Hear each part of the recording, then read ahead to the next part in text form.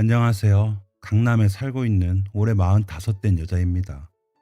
정말 그럼에도 불구하고 이 말 하나로 하루하루를 꿋꿋이 살아가고 있는 요즘입니다. 그럼에도 불구하고가 또 의미 있게 새겨지는 요즘이기도 하고요. 오늘 돌아가신 시어머니를 뵙고 왔어요. 시어머니였다가 남이 되었고, 그리고 다시 시어머니가 된 분이죠. 저는 사실 이혼한 지 얼마 안 되었어요. 그런데 또 재혼한 지도 얼마 안 되었고요. 그것도 한 남자와 말입니다. 무슨 이야기인지 하실 텐데요. 전 남편과 이혼하고 전 남편과 다시 재결합한 케이스인데요. 저의 이혼 사연부터 한번 풀어볼게요.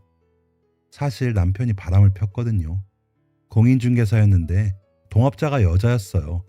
친정엄마가 남자는 절대 여자랑 사업하는 거 아니라고 했는데 어른들 말은 정말 맞는 것들이 많다는 걸 여실히 실감했더랬죠.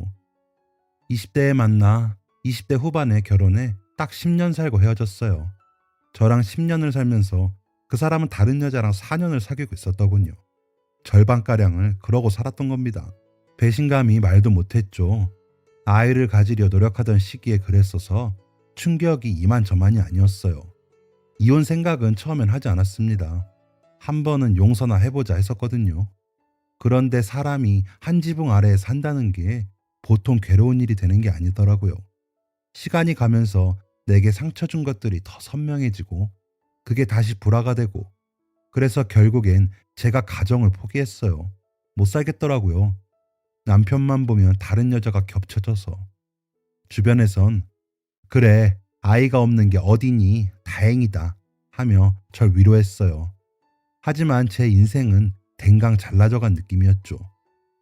한 번 배신한 남자는 두 번 안 하란 법 없다며 모두가 쌍수 들고 저의 이혼을 반겼을 때 대성통곡했던 한 사람이 한 명 있었어요.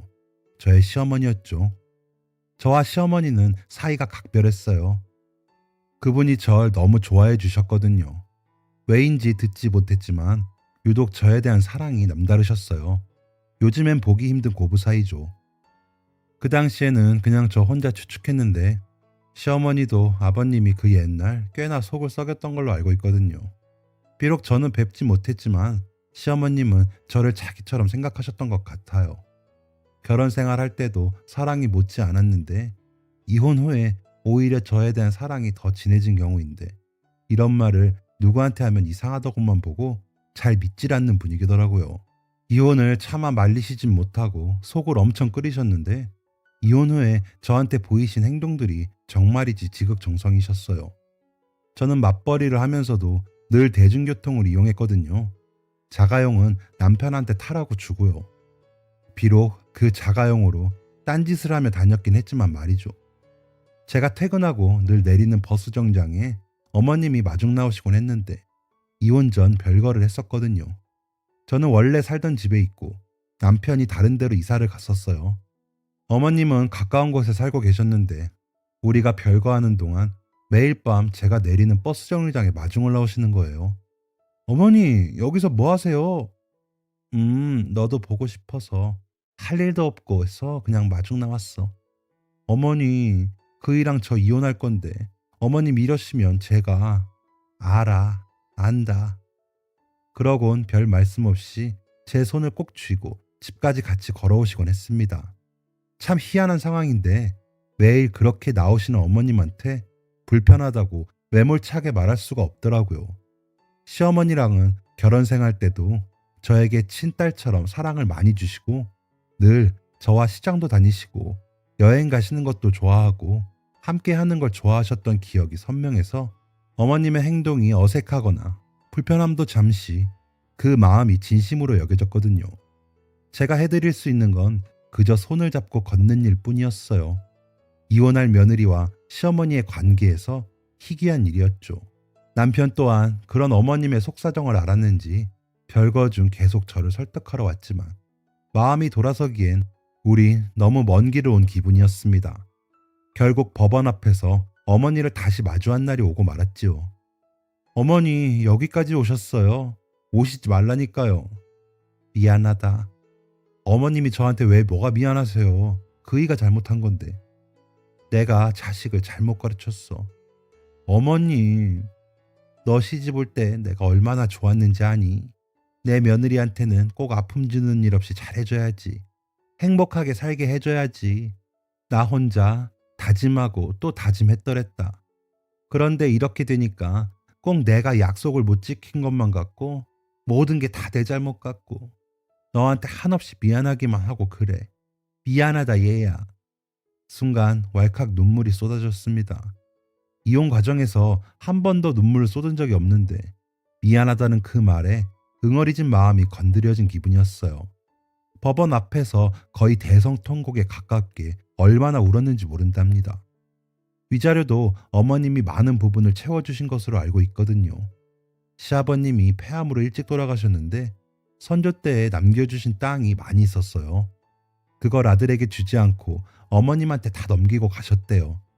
자신이 너무 속썩인 것 같아 미안함을 그렇게 표현하고 가신 건지 알 순 없지만 어머님은 그 덕분에 꽤 많은 재산을 가지고 노후는 그나마 편히 사셨거든요. 선산 중 일부를 팔아서 아들내미 위자료로 된 것 같더라고요. 남편은 말만 사장이었지 거의 부모님 재산으로 부동산 운영하고 있던 거라. 그럼에도 본인이 나서서 굳이 해주실 필요는 없었는데 어머님이 나서서 살게끔 해주시더라고요. 결혼 생활할 때도 저에게 늘 같은 여자로서 란 말을 참 많이 하시곤 했는데 유독 남의 아픔에 잘 공감하셨던 것 같아요. 그게 자기 며느리가 되니까 더 감정을 쏟으셨던 거고요. 법원에서 저는 대성통곡을 하고 어머니랑은 그렇게 헤어졌습니다. 그러고 한 1년이 지났을 거예요. 어머님이랑은 연락이 끊어졌거든요. 별것 때야 정리된 게 아니니까 어머님이 찾아와도 만나드렸지만 이혼 후엔 어머님도 이제 그러면 안 된다는 걸 아셨는지 일절 찾지 않으셨거든요. 그 흔한 안부조차 없으셨었죠. 이혼 후 6개월 정도까지 저 역시 심적으로 힘들게 살다가 정신 차리고 산지 반년밖에 안 되었을 땐가 전 남편으로부터 전화가 온 거예요. 받을까 말까 하다가 받았죠. 여보세요? 응, 나야. 웬일이야? 잘 지내? 우리가 그런 얘기할 건 아니지 않나? 무슨 용건이야? 저기 이번 주 일요일에 혹시 시간 돼? 전 이게 무슨 수작인가 순간 그랬어요. 일요일? 우리가 왜? 저기 엄마가 많이 아프셔. 아, 그래? 어디가?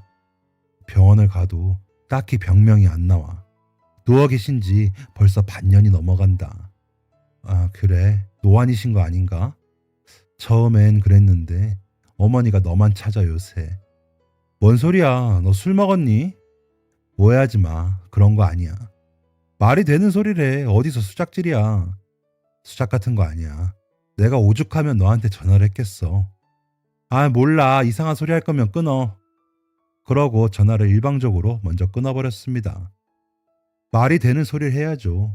어머니를 핑계로 제게 다시 접근하는 것 같았어요. 가끔 TV 보면 그런 사연 나오잖아요. 기분이 상했죠. 그런데 몇 달 있다가 또 전화가 오는 거예요. 난데 진짜 미안한데 시간 한 번만 내줘. 아, 대체 왜 이러는 건데? 엄마가 진짜 너만 찾아. 저러다 돌아가실까봐 겁난다. 진짜야? 한 번만 만나주라. 난 안 봐도 되니까 엄마 계신 곳 알려줄게. 정말 미안한데 한 번만 찾아가서 얼굴이라도 비춰주고 와. 부탁할게. 아, 참 난감했습니다. 이혼하고 이제 잘 살아보려는데 이게 웬 친정엄마한테도 얘기했더니 노발대발하시며 무슨 꿍꿍이냐며 생각도 말라고 하시는 거예요. 그런데 저는 영 찝찝해서 말이 계속 귓전에 돌지 뭡니까. 결국 제가 전화를 하게 되었죠. 어디 계시는데? 충북 땡땡 요양원에 계셔. 뭐? 요양원에 어머님을 모신 거야? 아, 그럼 어떻게 하냐. 자식이라고 나 하나뿐인데 내가 엄마를 건사할 형편이 안 되잖아. 참 잘났다. 하나밖에 엄마를 못 모셔서 요양원에 보내고 이렇게 나한테 구조 요청을 하는 거냐? 내가 다 미안하니까 일단 주소부터 받아 적어. 일방통행인 건 예나 지금이나 똑같더라고요. 남자는 안 바뀌는 것 같아요. 현실에서 문제가 생기면 무조건 여자 찾는 것도 똑같고 혼자 할 수 있는 것들이 거의 없어 보여요. 제가 남자 혐오증이 생긴 건 아닌데 그때만큼은 앞불사 싶더라고요. 일단 불러준 주소로 차를 몰고 갔습니다. 어느 일요일 아침에요. 물론 집에는 비밀로 하고요. 요양원은 충북에 있었어요. 도착하니 생각과는 달리 시설도 좋고 요양원에 대한 선입견이 깨지더라고요. 거의 실버타운급이어서 한 달 경비가 어떻게 되는지 물어볼 정도였다니까요. 저도 혼자 살다 언젠가는 실버타운 같은 곳을 알아보지 않을까. 그때 왜 그런 생각이 들었는지 몰라요. 담당자에게 물어보니 입원한 지 석 달 정도 되셨다고 하더라고요. 처음엔 친구도 사귀고 적응하는 것 같더니 밤만 되면 그렇게 누군가의 이름을 부르면서 우시더래요. 누굴 그렇게 부르며 우셨어요? 경아라는 이름을 부르시며 우시던데요. 경아요? 아, 네. 제 이름이었습니다. 한편으론 이해가 잘 안 갔어요. 왜 이렇게 나에게 각별한 걸까? 한 사람에 대한 마음이 이렇게 무조건적일 수가 있는 건가? 가뜩이나 요즘 세상에 뭔가 몽환적인 느낌이 들었습니다. 비현실적이랄까요? 그런 마음에 휩싸이면서 담당자가 안내해주는 장소로 향했습니다. 지금은 면회가 일절 안 돼요. 그나마 오늘 잠시 개방이니 여기서 만나 뵙고 돌아가시면 됩니다. 시간은 30분입니다. 엄수해 주십시오. 코로나 때문에 면회실이 따로 있었는데 이것도 운이 좋았던 거더라고요. 와본 적이 없으니 그간 면회 금지였던 걸 몰랐어요. 아크릴판으로 가려진 칸막이 너머 깡마른 피골이 상접한 노인이 들어왔습니다. 바로 어머니였어요. 세상에, 어머니! 그 모습에 저도 모르게 어머니를 부르고 말았습니다. 머리를 하얗게 다 세고 몸이 어찌나 말랐던지 제 눈을 의심할 정도였어요. 환자가 아닌데 환자라고 해도 무방할 정도로 쇠약해져 있더라고요. 경아, 경아구나. 어머니 왜 이렇게 살이 빠지신 거예요? 늙어서 그래. 잘 지냈니? 저야 어머님 덕분에 잘 지냈죠. 저는 어머님이 잘 지내시는 줄 알았어요. 그간 연락도 못 드려서 죄송해요. 아니야, 네가 죄송할 게 뭐 있어. 내가 무슨 자격으로 너의 안부 전화를 받니? 네가 이렇게 온 것도 분명 마음 안 내켰을 텐데 승철이가 괴롭혔지? 한번 가보라고? 어머님은 마치 모든 걸 알고 있는 사람처럼 말씀을 하시더라고요. 나 아픈 데는 하나도 없어. 그냥 마음이 좀 힘들어서 그래. 어머님, 시간은 자꾸 가는데 막상 그 모습을 보니 할 말이 안 떠오르고 안절부절 뭔가 크게 내가 잘못하고 있는 것 같은 느낌만 드는 거예요. 그렇게 첫 면회를 마쳤습니다. 여보세요? 난데 어머님 아프지도 않은데 왜 요양원이야? 차라리 실버타운이나 이런 데면 모를까. 자식 맞아? 요양원이 건강식도 더 잘 나오고 그런다고 해서 저는 전 남편에게 따지고 들고 있었습니다. 어머니를 1년 만에 보고 오니 마음이 너무 속상하면서 설명할 수 없는 감정이 꿈틀대는 거예요. 답답한 전 남편과의 통화를 끝으로 그래, 내 할 도리는 다 했어 하고 다시 일상에 집중하려 했습니다. 나름 생활이 바빴어요. 혼자 살면 의외로 할 일이 더 많아져요. 하고 싶은 일들도 조금씩 보이기 시작했고 혼자 먹고 사는 것만 해도 바쁜 하루였습니다. 아, 오늘 하루도 참 열심히 살았다 하며 베개에 머리를 대던 어느 날 갑자기 어머님 얼굴이 떠오르지 뭡니까? 경아야, 보고 싶었단다. 그 말과 함께 아, 참 이게 무슨 조아람. 왠지 그 밤도 저를 부르면서 혼자서 울고 계실 것 같은 거예요. 그 생각이 며칠이 가서 잠을 설친 날도 있었어요. 안 되겠다 싶어서 몇 주 후 누구도 모르게 어머님을 다시 찾아갔지요. 어머님, 저 왔어요. 응, 경아야, 또 왔네. 안 바쁘니? 바빠도 어머님 보러 오는 날은 좋아요. 어머, 어느새 저는 며느리 같은 말을 하고 있었어요. 그렇게 어머님과 저는 2주에 한 번씩 만나게 되었고 이건 서로의 의식처럼 비밀리에 지켜지고 있었죠. 어머님 좋아하시는 음식, 어머님이 입으실 옷, 어머님이랑 찍은 사진 등등 점점 제 영역엔 시어머님의 일상이 자라나고 있었습니다. 그러던 어느 날 친정 엄마로부터 전화가 온 거예요. 너 어디야?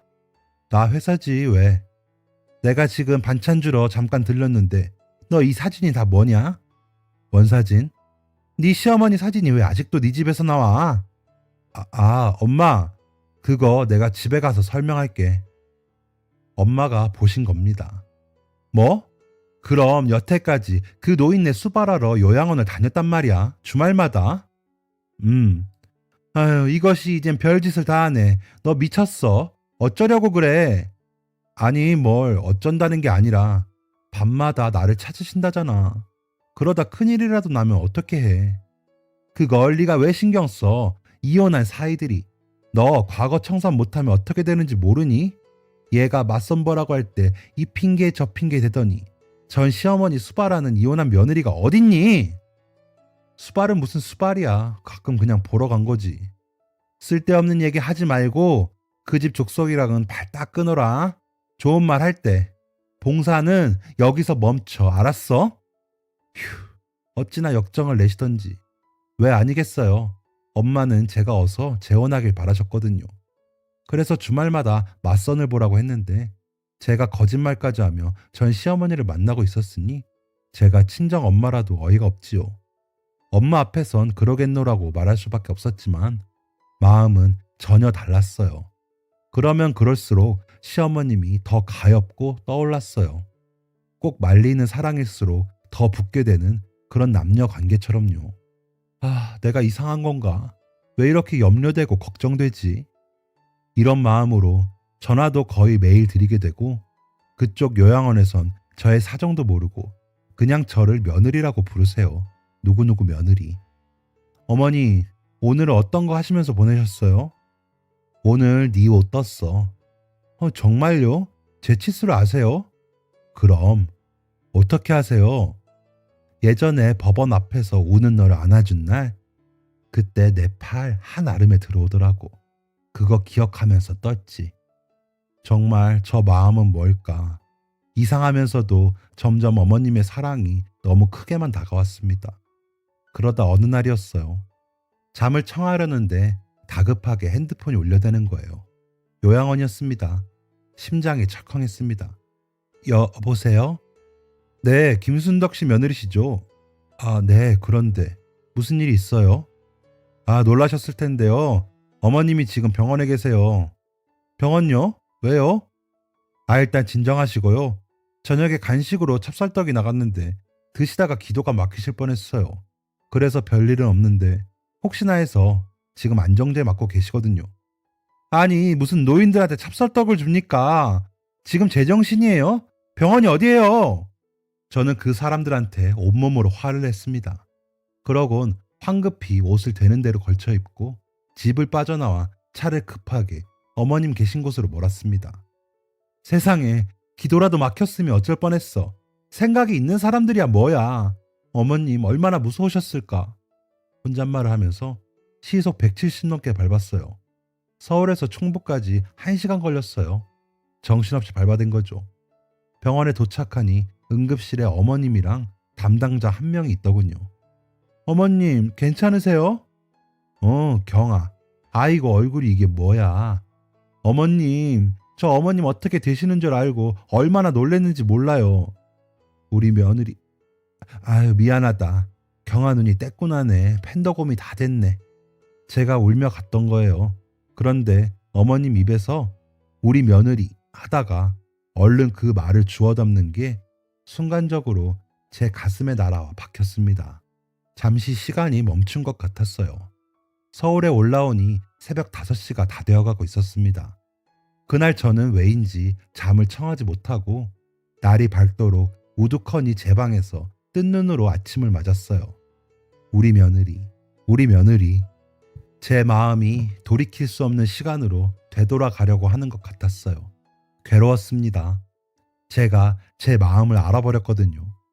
저는 어머님을 못 버릴 것 같은 거예요. 그날 저는 생각지도 못한 운명에 또 한 번 저를 내맡기고 있었습니다. 여보세요?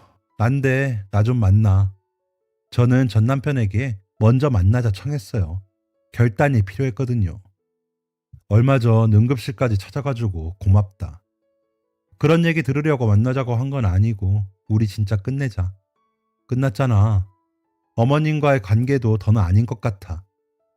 그렇지. 끝난 사이들이. 알았어. 미안했다. 고마웠고.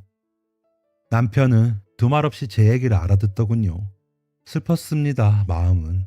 그치만 더 연을 이었다가는 정말 서로가 어찌할 수 없는 시간에 얽매일 것 같았습니다.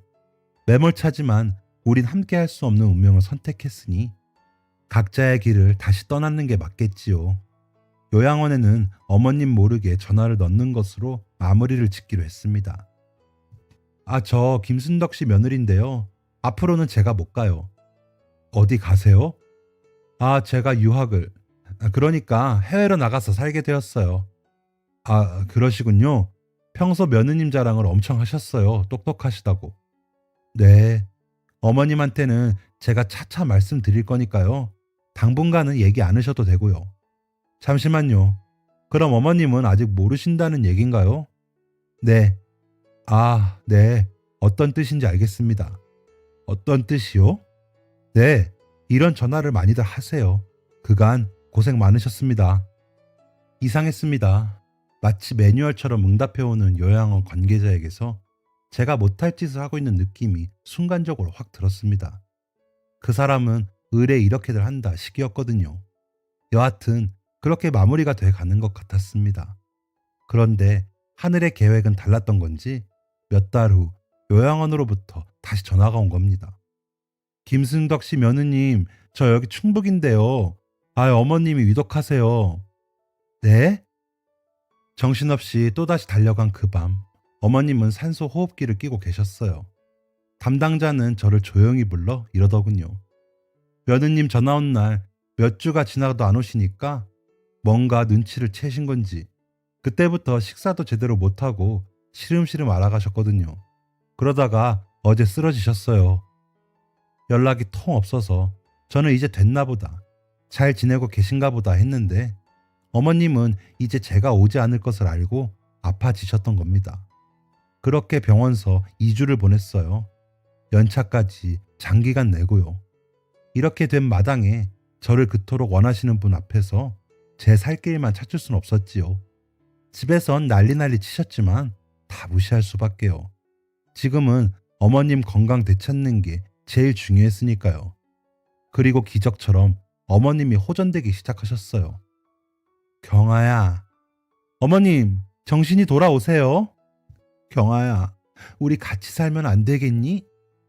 숨이 탁 막혔습니다. 마치 터질 때를 기다린 풍선처럼 저도 그 말을 기다렸던 것인지 거스를 수 없는 시간이 찾아온 것 같았거든요. 전 저도 모르게 답했습니다. 어머님, 그렇게 해요. 우리 다시 같이 살아요. 일을 저지르고 만 것이죠. 그렇게 저는 재결합하게 되었는데 집에서 난리 나신 거 가까스로 진정드리고 이만저만 산을 몇 번을 넘었는지 몰라요.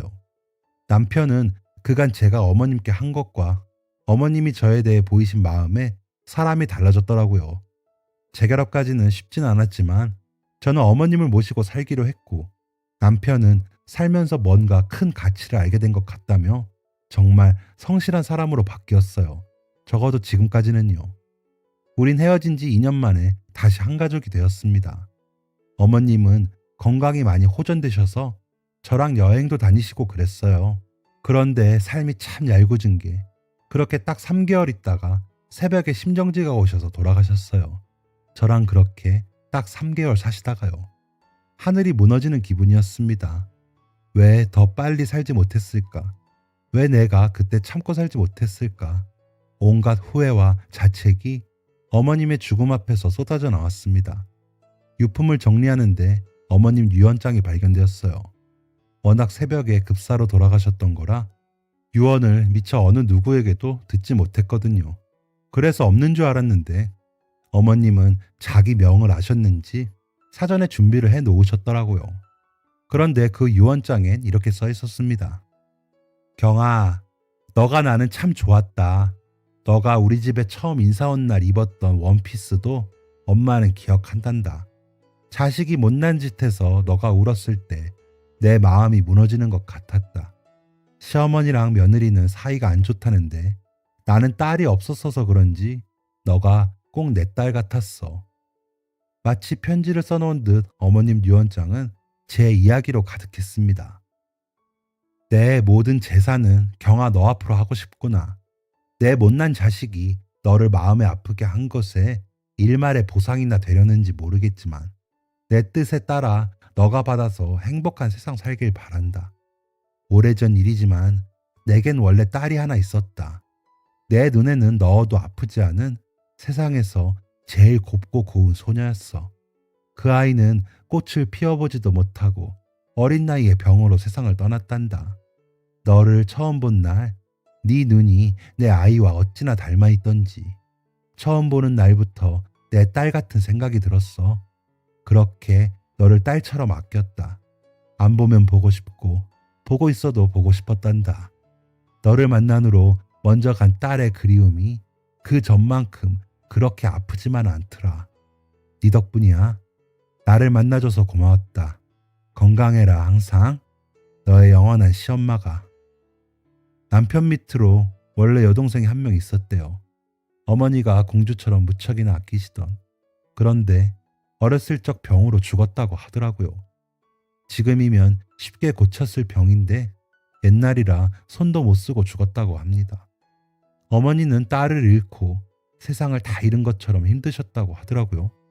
낮에는 남은 가족들을 위해 사시고 또 밤이 되면 딸 사진을 껴안고 우셨다고. 어머님이 저를 정말 살아 돌아온 딸처럼 여기셨던 게 아닐까 싶은 마음이 또 제 마음을 차오르게 만들더라고요.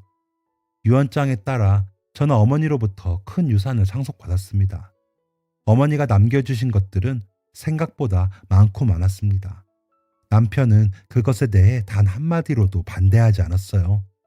어머니 덕분에 저는 돈 걱정 없이 평생을 먹고 살 재산을 물려받았습니다. 이 은혜를 어떻게 다 갚을까요? 갚을 날이 이제 없다는 것이 너무 가슴이 아픕니다. 한 사람에게 이렇게 무조건적인 사랑을 줄 수 있는 걸까? 사실 늘 의심했어요. 어머님이 내게 보인 사랑도 다 미련이고 이상한 마음인 거라고 한켠으론 생각하곤 했거든요. 그분의 마음을 다 헤아리지 못해드린 것 같아서 너무 죄송하고 어머님 덕분에 사랑을 베푸는 사람이 되어야겠다. 가치관도 많이 바뀌었답니다.